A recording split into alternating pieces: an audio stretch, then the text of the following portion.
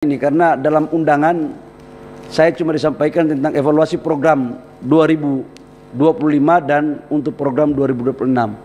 Dalam pemahaman saya, yang namanya program itu kita bahas bersama. Tetapi itu kan ada materi ketiga yang namanya dan lain-lain. Dan lain-lainnya kita pendalaman, dan saya akan ikuti pendalaman sampai sedalam apapun. Jangan sampai dikira Pak Gunnar kita nggak paham, agak paham-paham juga sekalipun sekolah kita nggak ada di Google gitu. Yang menyangkut hilirisasi, menteri lain nggak bicara hilirisasi kok. Satgas hilirisasi ini muncul di Kementerian ESDM kan baru kali ini. Dan inilah trigger pertumbuhan ekonomi. Dan inilah trigger penciptaan lapangan pekerjaan. Dan ini juga trigger untuk pemerataan pertumbuhan ekonomi. Tapi kalau diminta ada nggak selainnya untuk nanti kami akan kirimkan. Sekedar saya memberikan penjelasan. 18 proyek hilirisasi yang ditangani oleh Satgas Hilirisasi yang notabene ketuanya adalah Menteri SDM itu telah disampaikan kepada Menteri Investasi karena akan dibiayai oleh Danantara, dan kemarin ratasnya dengan Bapak Presiden, insya Allah Desember awal sudah selesai. Totalnya 618 triliun rupiah dari berbagai sektor termasuk pertanian, perkebunan dan kelautan. Namun 90% dari hilirisasi itu adalah mengcover untuk sektor mineral batubara, oil and gas, termasuk dalamnya adalah DME. Ini adalah sebuah instrumen penting untuk menciptakan kawasan pertumbuhan dan untuk sekaligus untuk menciptakan nilai tambah terhadap pengelolaan sumber daya alam kita. Karena ini kembali kepada pasal 33. Tapi Pak Gunnar, saya sangat setuju sekali bahwa ini penting untuk terkait dengan implementasi hilirisasi maupun regulasi. Saya pikir kita tata, kita harus tata karena ini untuk kebaikan kita ke depan. Yang kemudian menyangkut pencabutan IUP, saya itu bingung. Izin Bapak Ibu semua, kita cabut IUP, ada juga yang datang protes. Kayak IUP Raja Ampat.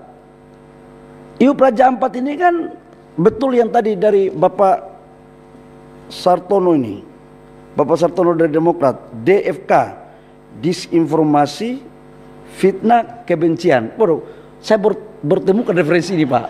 Saya terima kasih Pak. Waduh, kalau saya tidak datang rapat gak dapat ini barang. Ini terkait dengan Raja Ampat. Itu Raja Ampat kan 5 IUP Pak. 5 IUP itu satu yang dikelola oleh BUMN yang namanya PT Gag Nikel. Itu anak perusahaan miliknya Antam. Dan itu adalah kontrak karya yang dilakukan sejak tahun 70-an. Ibu saya sama ayah saya belum ketemu Pak, barang ini sudah ada. Saya belum ada di muka bumi.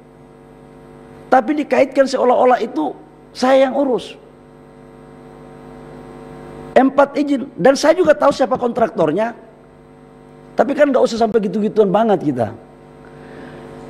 4 perusahaan yang saya cabut, hasil kunjungan kami ke lapangan, itu pun IUP-nya dikeluarkan tahun 2004. Oleh bupati lama karena undang-undang rezim lama dikeluarkan oleh kepala daerah dan sebagian oleh gubernur. Itu pun kita cabut. Dan saya pikir begini-begini kita semua dalam ruang ini punya nyali lah untuk melakukan itu. Selama Merah Putih dan Ibu Pertiwi untuk kebaikan Ibu Pertiwi, saya pikir saya nggak ada mundur-mundur itu Pak. Sudah biasa dari jalan-jalanan kok kita. Kita ini kan saya masuk sampai ke sini kan melewati darat, laut dan udara. Tidak hanya satu fase kita. Jadi, nah untuk pencabutan IUP, saya kasih contoh Pak. Ini saya jawab general aja.